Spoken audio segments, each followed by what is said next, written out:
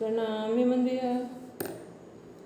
प्रणाम डॉक्टर साहब। प्रणाम हेमंत भैया, प्रेयर कब आएंगे?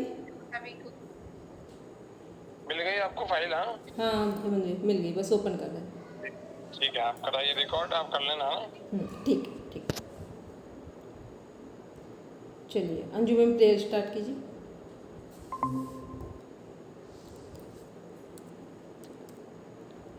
दोनों हाथ जोड़िए, आंखों को कोमलता से बंद करेंगे। गहरा लंबा श्वास, ओम का उच्चारण। ओम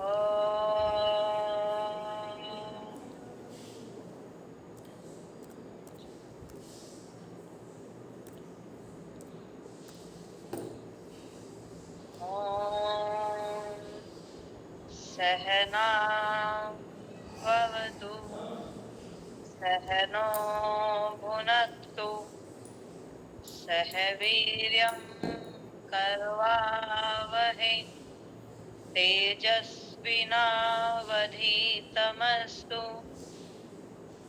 मा तेजस्विनावधीतमस्तु मा विद्विषावहै। ओम स्वस्ति, ओम स्वस्ति, ओम स्वस्ति। Rub your hands.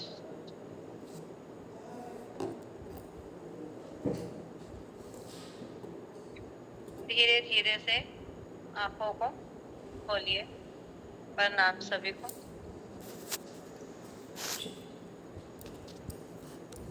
सभी लोग, सभी के पास श्रीमद् भगवद गीता की बुक है, ओरिजिनल टेक्स्ट बुक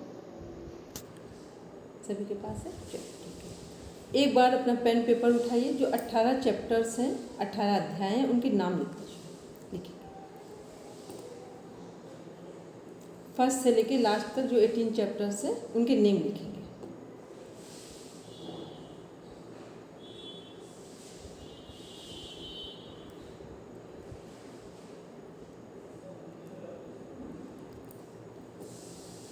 डॉक्टर साहब, इसका पीपीटी भेजा है, वो पीपीटी ऑन करिए। हाँ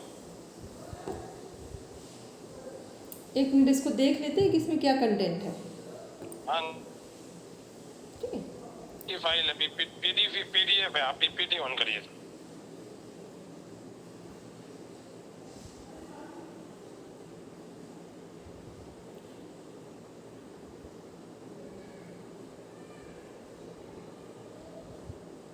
नहीं, ये भी वर्ड की है, पीपीटी नहीं आई क्या आपके?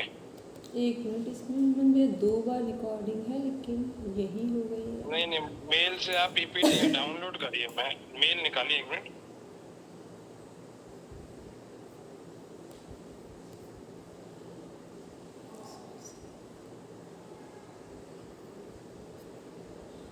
चलो ठीक है, कोई नहीं, वही चला लीजिए ना पीडीएफ। एक बार में नहीं, मन में वही है फिर मेरे पास, क्योंकि वो सभी देखे डाउनलोड है इसमें। ठीक है, कोई बात नहीं, वही चला लीजिए ना पीडीएफ। 2.3 में भी वही दिखा रहा है, 1 में भी वही, ये ऊपर भी 2. नहीं नहीं, ऊपर वाले, हाँ ये वाले चला लीजिए।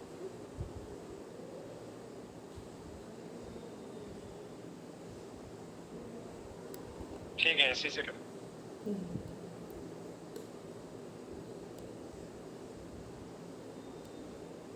रिकॉर्डिंग ऑन करना। ऑन है भैया।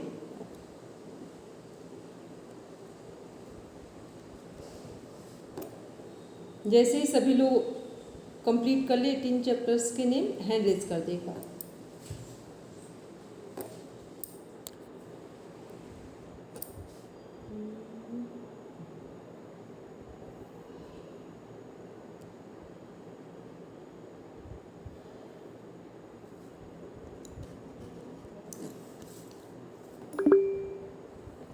मंजू मैम कर लिया, ठीक है मंजू। बस 2 मिनट में सभी कंप्लीट करेंगे।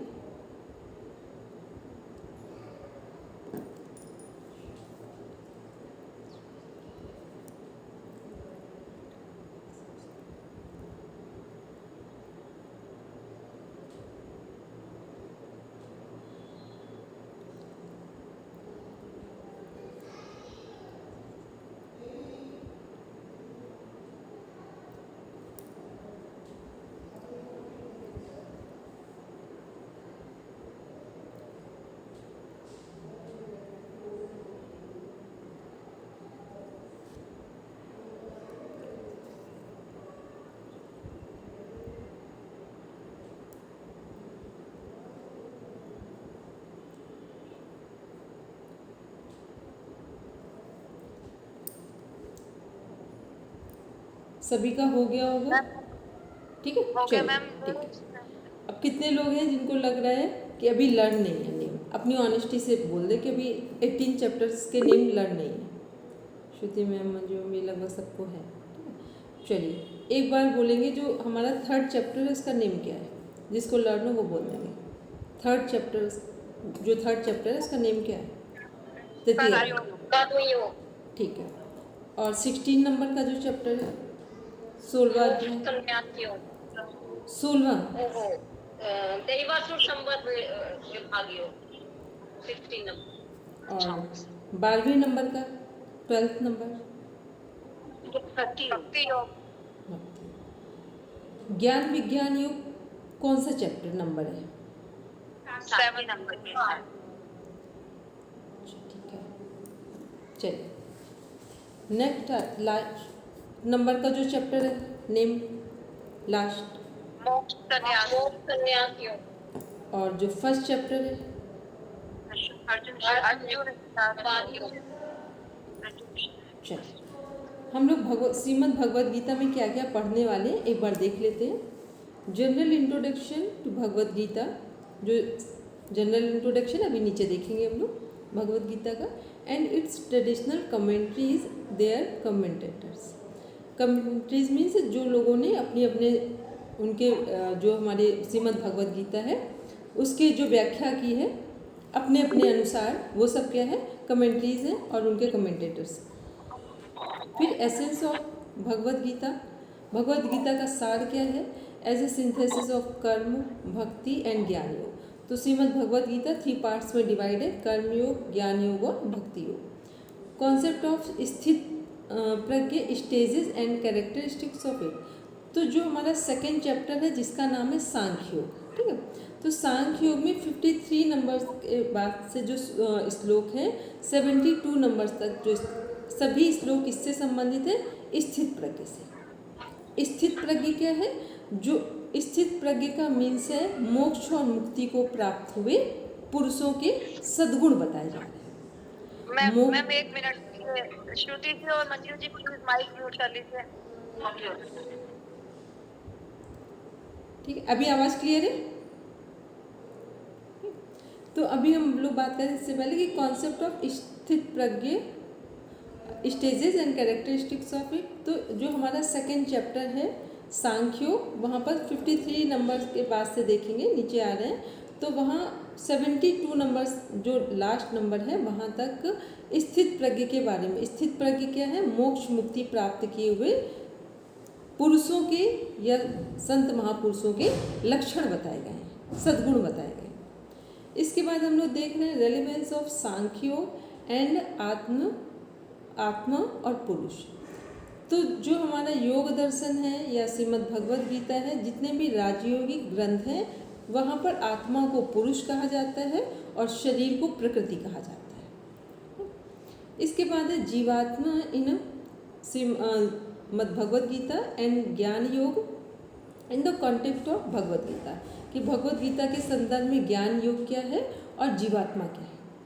इसके बाद है कॉन्सेप्ट ऑफ कर्म योग, निष्काम कर्म एंड कर्मफल, कि कर्म योग का कॉन्सेप्ट क्या है कि कर्म तो सभी कर रहे हैं, पर वो कौन से कर्म हैं जो व्यक्ति को मोक्ष मुक्ति प्राप्त करा सकते हैं। हम भी कर्म कर रहे हैं, आप भी कर्म कर रहे हैं, बस मोक्ष और मुक्ति को प्राप्त करने का मीन्स है कि जो भी कर्म करें वो निष्काम भाव से करते हैं, निस्वार्थ होकर करते हैं। फल हमें भी मिलेगा और जो स्वार्थ के भाव से कर रहे हैं उन्हें भी मिलेगा। लेकिन जब निष्काम भाव से करते हैं तो मोक्ष और मुक्ति की तरफ अग्रसर हो जाएंगे, और स्वार्थ भाव से करेंगे तो हर बार बंधन में बंधते चले जा रहे हैं। तो ये क्या है? कर्म योग का कॉन्सेप्ट है, और निष्काम कर्म और निष्काम कर्म के जो हमारे फल हैं उनके बारे में बताया जा रहा है। इसके बाद है कॉन्सेप्ट ऑफ भक्ति योग। भक्ति योग का कॉन्सेप्ट क्या है? फीचर्स ऑफ भक्ति, नेचर ऑफ भक्ति, भक्ति के फीचर्स क्या हैं, भक्ति का नेचर क्या है, स्वरूप क्या है, मीन्स एंड एंड ऑफ भक्ति योग।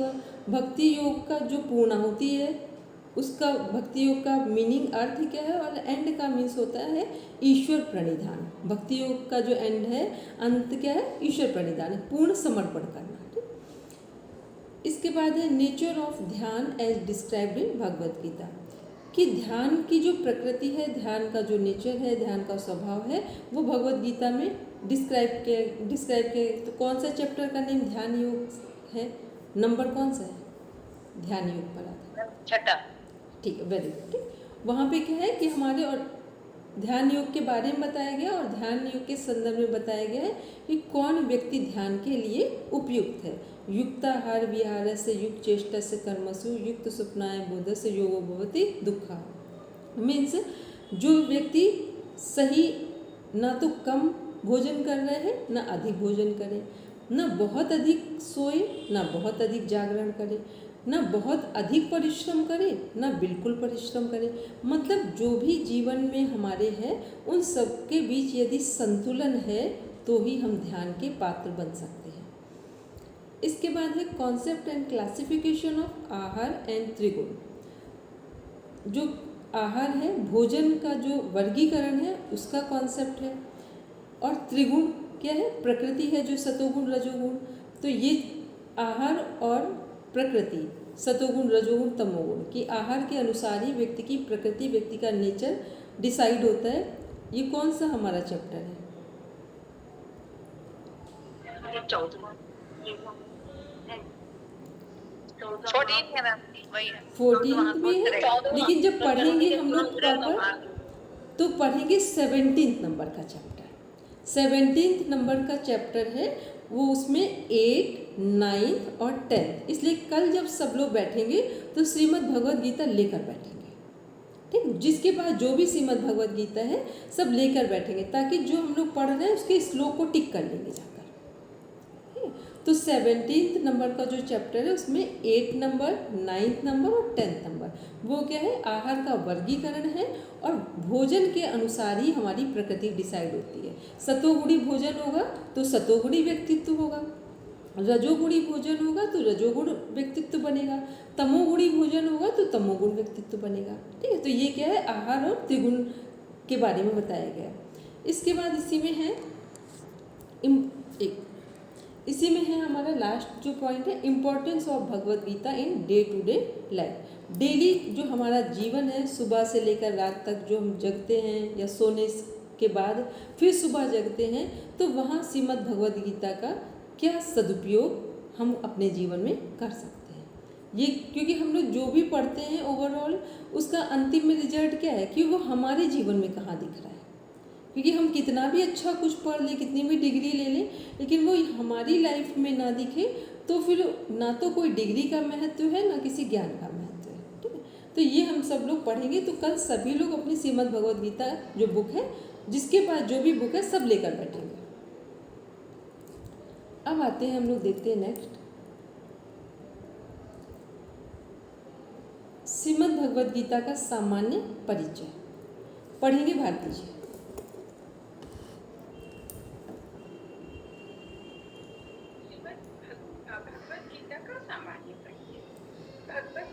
संक्षिप्त में गीता महाभारत के भीष्म पर्व 25वें अध्याय में 700 श्लोकों का दिव्य ग्रंथ है।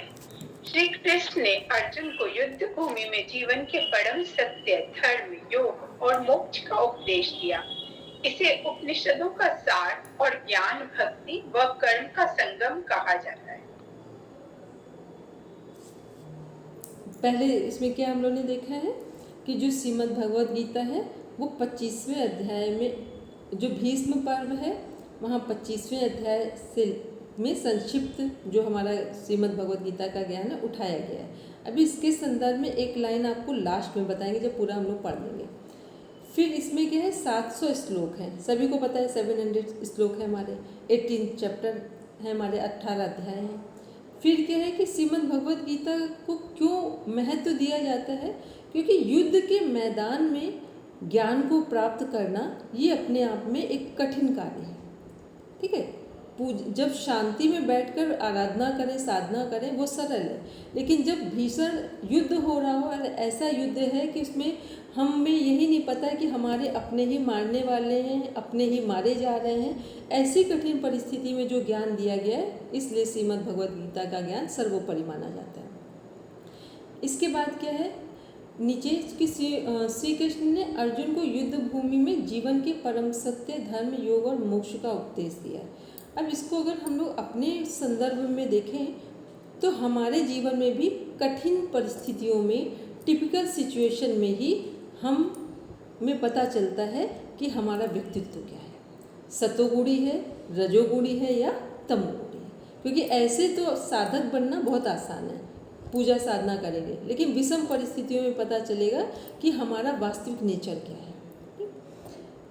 फिर है नीचे कि उपनिषदों का सार, क्या बोलते हैं हम लोग, वेदों का सार उपनिषद, और उपनिषद का सार श्रीमद् भगवद गीता। ये चेन है पूरी, वेदों का सार उपनिषद और उपनिषद का सार श्रीमद् भगवद गीता।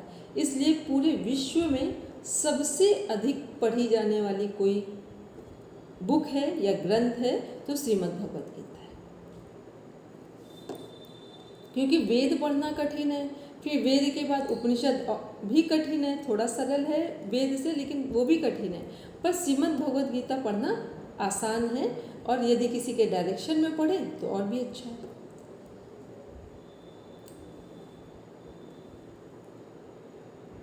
फिर इसी में है गीता, श्रीमद् भगवद गीता न केवल धार्मिक ग्रंथ है बल्कि एक जीवन दर्शन भी है। क्योंकि धार्मिक ग्रंथ का मूल्य नहीं होता है, धार्मिक ग्रंथों में जो बताया गया है वो यदि हमारे सामान्य जीवन में काम आता है, यदि हमारे डेली लाइफ में काम आता है, तो ही हमारे जो ग्रंथ हैं उनका मूल्य है। तो ये क्या है कि जो हमारा श्रीमद् भगवद गीता है वो जीवन दर्शन भी है, मतलब जिसके माध्यम से हम अपने जीवन को सुधार सकते हैं, संवार सकते हैं।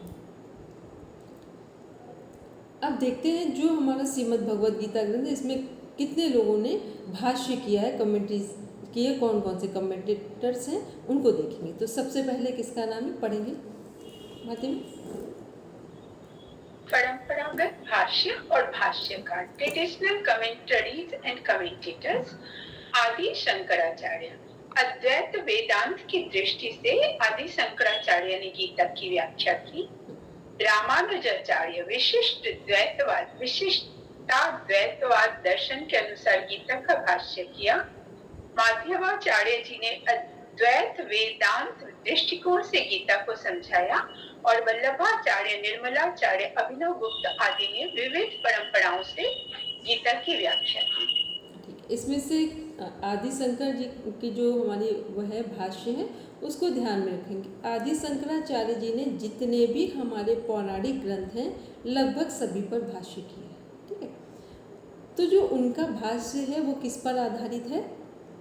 अद्वैतवाद पे। अद्वैत का मीन्स होता है कि जो हम हैं वही पूरा यूनिवर्स है, तो यहाँ दूसरा कोई है ही नहीं। तो जब दूसरा कोई है ही नहीं तो यहाँ स्वार्थ की भावना किसके साथ और किसके लिए, ठीक है, इसे बोलते हैं अद्वैत। तो आदि शंकराचार्य जी का मतलब जितने लोग और सब ने कुछ कुछ भाष्य किए हैं, लेकिन आदि शंकर जो है हमारे, उन्होंने सभी पर भाष्य किए। जितने हमारे लगभग पौराणिक ग्रंथ उनके टाइम पर थे उन पर सभी पर भाष्य है उनका।